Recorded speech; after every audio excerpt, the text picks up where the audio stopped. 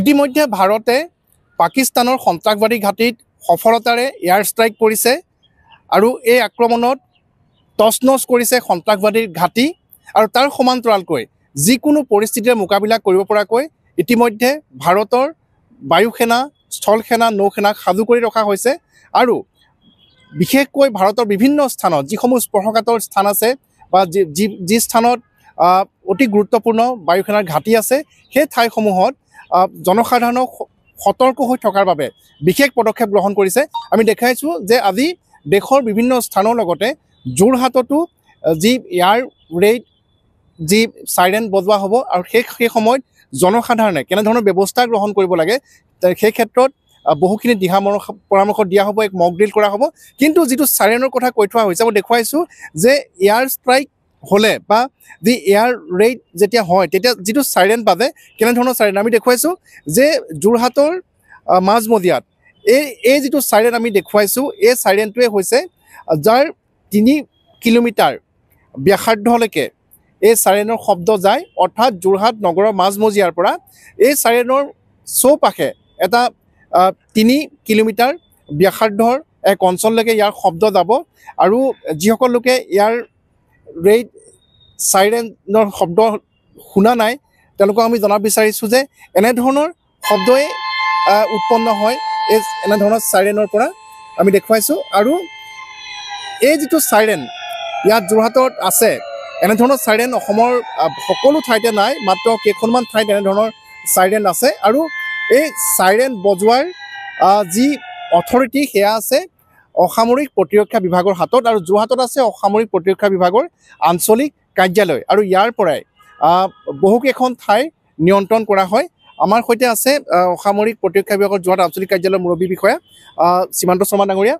যে যিটো চাইৰেন আজি প্ৰথমবাৰৰ বাবে মই দেখা পাইছোঁ যে যিহেতু বিগত 50-60 বছৰ আমাৰ জন্মৰ পূৰ্বে যুদ্ধৰ পৰিস্থিতি হৈছিলে, কিন্তু আজি বহু বছৰ ধৰি 50-60 বছৰ ধৰি হয়তো এনেধৰণৰ চাইৰেন বজাব লগা পৰিস্থিতি হোৱা নাই। এতিয়া কেনেধৰণে সাজু হৈছে আপোনালোকে আৰু এই চাইৰেনটোৰ বিষয়ে অলপ ক'ব নেকি? তো এইটো আপোনালোকে যিটো দেখা পাইছে এইটো হ'ল ইলেক্ট্ৰিক চাইৰেন। আমাৰ ইয়াৰ যিটো কণ্ট্ৰল পেনেল আছে সেইটো আমাৰ কণ্ট্ৰল ৰুমত আছে, তাৰ পৰা আমি কণ্ট্ৰল কৰোঁ।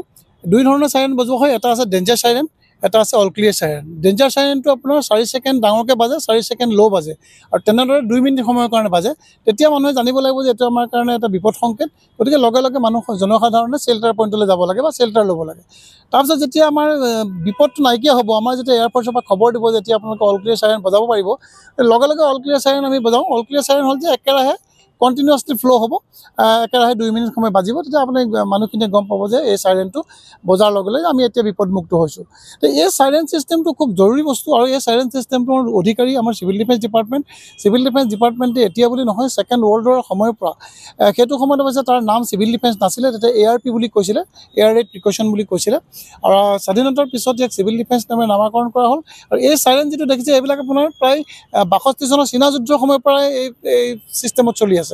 গতিকে আমি কেতিয়াবা কি আমাৰ ওচৰত হেণ্ড চাইৰেনো আছে, হেণ্ড চাইৰেনো আমি অপাৰেট কৰোঁ যদি আমাৰ এই চাইৰেনে কাম নকৰে। মই হেণ্ড চাইৰেন এতিয়া দেখুৱামগৈ, হয়তো বহু লোকে অজ্ঞ বা তেওঁলোকে দেখা নাই যে হেণ্ড চাইৰেন কেনেধৰণৰ, যিহেতু যি চীনা আক্ৰমণৰ সময়ত যে চীনা যুদ্ধ হৈছিলে সেই সময়ত যেনেধৰণৰ ব্যৱস্থা লোৱা হৈছিলে তেতিয়াই সেই হেণ্ড চাইৰেনসমূহ ব্যৱহাৰ কৰা হৈছিলে, হয়নে? হয়, সেই তেতিয়া যিখিনি হেণ্ড চাইৰেন আছিলে সেইখিনি আমাৰ বহুত পুৰণা, কিন্তু আজিও সি মানে এক্টিভেট হৈ আছে, আজিও খুব ভাল ধৰণে বাজি আছে। সেইসমূহ আমাৰ চীনা যুদ্ধৰ সময়তে আমাৰ চৰকাৰে আমালৈ প্ৰভাইড কৰিছিলে আৰু সেইখিনিসমূহ তেতিয়াৰ পৰা আমি ব্যৱহাৰ কৰি আছোঁ। কিন্তু যিহেতু আমাৰ যুদ্ধৰ পৰিৱেশটো লাহে লাহে নাইকিয়া হৈ গৈছিলে, এই বস্তুবিলাকৰ ধৰক আমাৰ জনসাধাৰণৰ যিখিনি সজাগতা হ'ব লাগিছিলে সেইখিনি এতিয়ালৈকে হোৱা নাছিল। আৰু এতিয়া আমি যিহেতু আমাৰ পৰিৱেশ এটা আহিছে, গতিকে আমি প্ৰত্যেক জনসাধাৰণক সজাগ কৰিবৰ কাৰণে চাইৰেন বাজিলে কেনেকৈ কৰিব লাগে বা কেনেধৰণৰ চাইৰেন বাজে এই ধৰণৰ কথাবিলাক আমি লাহে লাহে তেওঁলোকক শিকাম আৰু এই চাইৰেনবিলাক আমি তেওঁলোকক দেখাম যে কেনেকুৱা ধৰণৰ চাইৰেন আচলতে বাজে। এই যিটো চাইৰেন আমি দেখুৱাইছোঁ, মই দেখুৱাই ল'ব বিচাৰিছোঁ যে যোৰহাট নগৰৰ মাজমজিয়াত থকা এই চাইৰেনটো ইয়াত যেতিয়া বজোৱা হ'ব নগৰখনৰ চৌপাশে, অৰ্থাৎ 3 কিলোমিটাৰ পূবলে 3 কিলোমিটাৰ পশ্চিমলৈ, অৰ্থাৎ পূব পশ্চিম তেনেধৰণে 3 কিলোমিটাৰ উত্তৰলৈ বা 3 কিলোমিটাৰ দক্ষিণলৈ, অৰ্থাৎ 6 কিলোমিটাৰ পৰ্যন্ত, কেন্দ্ৰবিন্দুৰ পৰা 6 কিলোমিটাৰ পৰ্যন্ত ইয়াৰ শব্দ যাব 2 দিশে। আৰু এই চাইৰেনটোৰ শক্তি কিমান, মানে যিটো 4 হৰ্চ পাৱাৰটো বহুত মানে ষ্ট্ৰং হয়। ইয়াৰ চাউণ্ড আপোনালোকে শুনিলে যেতিয়া গম পাব আজি যেতিয়া বাজিব, তো ইয়াক আমি টেষ্টিং কৰি থাকোঁ। 1 তাৰিখে আমি এবাৰ বজাওঁ আৰু 16 তাৰিখে এবাৰ বজাওঁ। এইটো কিমান পুৰণা কিমান এইটো আপোনাৰ প্ৰায় আমাৰ এইটো 30 বছৰ ওপৰ হৈ গ'ল। 30 বছৰ 30 বছৰ ওপৰ হৈ গ'ল। ইতিমধ্যে ইয়াৰ লগৰ কেইবাটাও আছিলে, সেইখিনি বেয়া হৈছে, ৰিপ্লেচ কৰাৰ কাৰণে আমি গভৰ্ণমেণ্টৰ ঘৰত পঠাইছোঁ আৰু সেইখিনি খুব শ্বৰ্টলি আমি কালি শুনা মতে খুব সোনকালে আমাৰ ইয়াত আহিব। এনেধৰণৰ চাইৰেন ক'ত ক'ত আছে বাৰু? আৰু এতিয়া আপুনি মোৰ হিচাপততো আমাৰ যোৰহাটত আছে আৰু শিৱসাগৰত আছে। বাকী এনেকুৱা চাইৰেন প্ৰায়বিলাক বেয়া হৈ গৈছে, কাৰণ আমাৰ যিহেতু পৰিৱেশটো, মই আগতে কৈছোঁ যে যিহেতু আমাৰ যুদ্ধৰ পৰিৱেশ নাইকিয়া হ'ল, গতিকে চাইৰেনৰ কথাটো অকণমান তল পৰি গৈছিলে, কিন্তু এতিয়া আকৌ ৰিএক্টিভ কৰা হৈছে। গভৰ্ণমেণ্টে তেনেকুৱা পলিচি ইতিমধ্যে গ্ৰহণ কৰিছে আৰু আমি কালি জনামতে প্ৰায় আমাৰ ভালেখিনি চাইৰেন আহিব এতিয়া যোৰহাটৰ কাৰণে। হয়, ধন্যবাদ জনাইছোঁ। আমি পুনৰ দেখুৱাইছোঁ যে আমি যিটো চাইৰেনৰ কথা চৰ্চা হৈ আছে, আৰু দ্বিতীয়তে মই পুনৰবাৰ জনাব বিচাৰিছোঁ দৰ্শকসকলক যে চাইৰেন 2 ধৰণে বাজে। এটা হৈছে বিপদৰ সময়ত যেতিয়া আপোনালোকে নিজকে সুৰক্ষিত কৰি ৰাখিব লাগিব, সেইটো চাইৰেন কেনেধৰণে বজোৱা হয় মই পুনৰবাৰ জনাব বিচাৰিছোঁ যে প্ৰথম কেইছেকেণ্ড অলপ কৈ দিব। 4 ছেকেণ্ড আপকে বাজিব, 4 ছেকেণ্ড ডাউনকে বাজিব, 4 ছেকেণ্ড আপকে বাজিব, 4 ছেকেণ্ড ডাউনকে, এনেদৰে 2 মিনিট বাজিব। মানে উচ্চ স্বৰত 4 ছেকেণ্ড বাজিব, তাৰপিছত শব্দটো ক্ৰমান্বয়ে সৰু হৈ যাব, তাৰপিছত পুনৰ উচ্চ স্বৰলৈ যাব, তাৰপিছত পুনৰ ক্ৰমান্বয়ে হ্ৰাস পাব। তেনেধৰণে বিপদৰ সময়ত তেনেধৰণে বাজিব। সেইটো হ'লে জানিব যে এইটো আমাৰ বিপদ হৈছে, গতিকে আমি চেল্টাৰ ল'ব লাগে বা আমি সুৰক্ষিত স্থানলৈ যাব লাগে। আৰু যেতিয়া আমাৰ বিপদটো শেষ হ'ব, বিপদটো মানে আমাৰ আঁতৰি যাব, তেতিয়া আমি একেৰাহে যিটো চাইৰেন বজাম সেইটোক ক'ব অল ক্লিয়াৰ চাইৰেন। সেইটো একেৰাহে ছেম ফ্ল'ত বাজিব, একেধৰণে খুব বৰ ডাঙৰকৈ বাজি থাকিব, তাত কোনো আৰু কম বেছি নহয়। আৰু বিপদৰ বাবে যেতিয়া যিটো চাইৰেন বাজে, তেতিয়া যোনে যেনেধৰণে চেল্টাৰ লৈ থাকিব লাগে তাতে সোমাই থাকিব লাগিব। যেতিয়ালৈকে অল ক্লিয়াৰ চাইৰেন নেবাজে তেতিয়ালৈকে সকলোকে তেনেধৰণে থাকিবৰ বাবে যোৰহাট জিলা প্ৰশাসনৰ তৰফৰ পৰা আহ্বান জনোৱা হৈছে।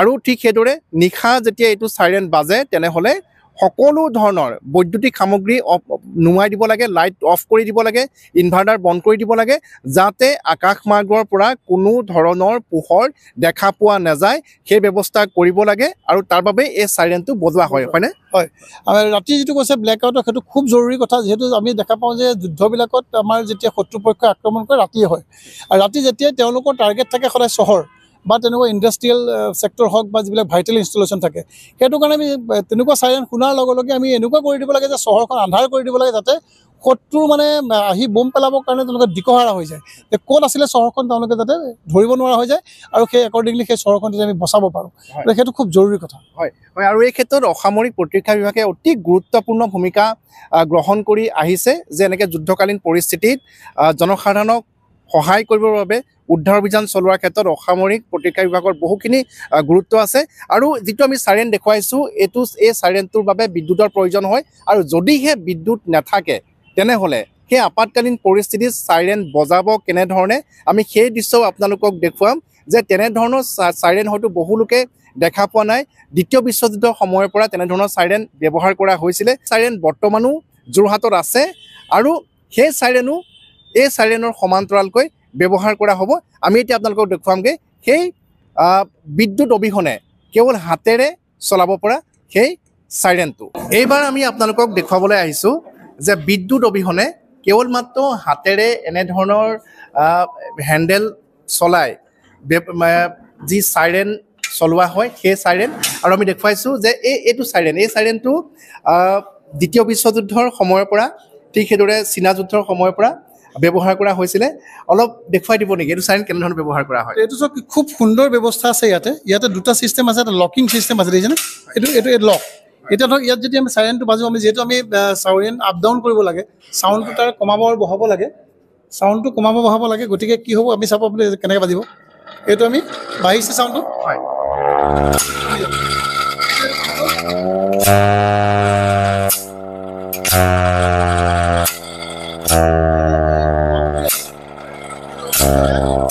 এইটো আমাৰ কি হয়, চাইৰেনটো আমি আপ ডাউন কৰিব পাৰোঁ। আৰু যদি মানে অল ক্লিয়াৰ বজাব লাগে, তেতিয়া আমি একেধৰণে বজাব পাৰোঁ। আমি অল ক্লিয়াৰ বজালে আমি কেনেকৈ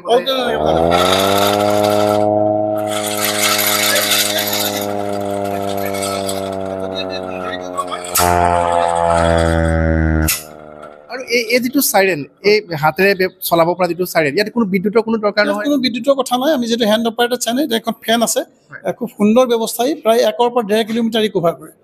আৰু এই সাধাৰণ চাইৰেনটো 1 পৰা 1.5 কিলোমিটাৰ সি ৰেডিয়াছ কভাৰ কৰিব। বিকজ আপুনি যদি টপ ফ্ল'ৰত লৈ লয়, ওপৰত ল'লে সি আৰু অলপ দূৰলৈহে যাব। দূৰলৈ যাব হয় দূৰলৈ আৰু কেতিয়াৰ পৰা দ্বিতীয় বিশ্বযুদ্ধৰ সময়ৰ পৰা এইবিলাক চাইৰেন আপোনাৰ ব্ৰিটিছৰ দিনৰে চাইৰেন ব্ৰিটিছৰ দিনৰ পৰা ষ্টাৰ্ট হৈছে আমি বিশেষকৈ আমাৰ যোৰহাটত যদি চিভিল ডিফেন্সৰ কথা কয় আমি চীনা যুদ্ধৰ সময়ৰ পৰা এইবিলাক আমি ইউজ কৰিছোঁ ইয়াত আৰু এইকেইটা বয়সো তেতিয়াৰ পৰা আছে সিমান বয়সে হ'ল এইকেইটা কিন্তু যিহেতু ইয়াৰ খুব মেটেৰিয়েলছ খুব ভাল তেতিয়াৰ দিনৰ বস্তুবিলাকৰ অলপ কোৱালিটিও ভাল আছিল আজিলৈকে সি সুন্দৰকৈ ছাৰ্ভিচ দি আছে হয় এতিয়াও ব্যৱহাৰ কৰি কেতিয়াবা এতিয়াও আমি ব্যৱহাৰ কৰোঁ মাজে মাজে যেতিয়া আমাৰ মক ড্ৰিলবিলাক হয় বা কেতিয়াবা আমি যেতিয়া কিবা প্ৰশিক্ষণবিলাক দিব যাওঁ আমাৰ ভলণ্টিয়াৰ্ছবিলাকক তেতিয়া এই বস্তুটো আমি দেখাওঁ হয় ধন্যবাদ জনাইছোঁ আৰু আমি দেখুৱালোঁ যে চীনা যুদ্ধৰ সময়ৰ পৰা এনেধৰণৰ হাতেৰে চলাব পৰা চাইৰেন ব্যৱহাৰ কৰি অহা হৈছে আৰু সেই চাইৰেনো বৰ্তমান যোৰহাটৰ যি অসামৰিক প্ৰতিৰক্ষা বিভাগৰ কাৰ্যালয়ত উপলব্ধ যদিহে কোনো কাৰণত বিদ্যুৎ নাথাকে তেনেহ'লে যিটো মূল চাইৰেন সেই চাইৰেনটো যদি বজাব পৰা নাযায় তেনেহ'লে এনেধৰণৰ যিসমূহ চাইৰেন আছে মই দেখুৱাইছোঁ এনেধৰণৰ বহুকেইটা চাইৰেন আছে এই চাইৰেনসমূহ